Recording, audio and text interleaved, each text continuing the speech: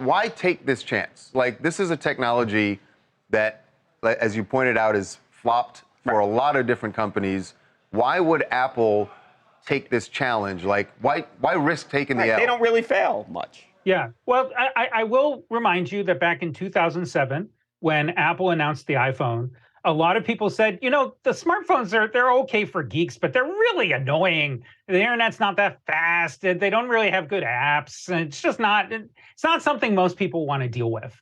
And what Apple was able to do was start at a time where they created something different enough that they stood out, and then they kept innovating. And now we have the world we live in today.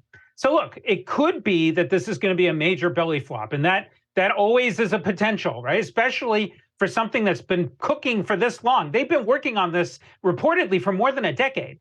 But the truth of it is that they also have a history of taking devices that they made and getting rid of them, right? The iPod is a great example. The iPhone, when it came out, replaced the iPod.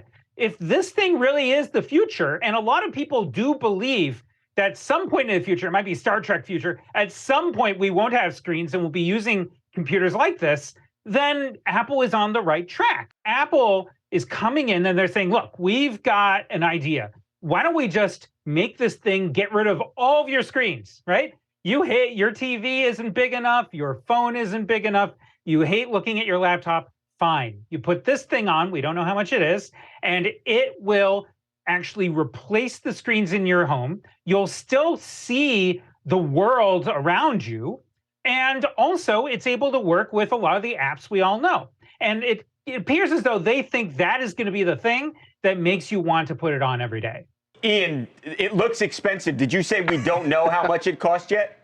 I did say that very carefully, yes. There are a lot of estimates out there, up to $3,000, $1,500. I doubt people are going to go much lower than that. But look, this is clearly not going to be a cheap product.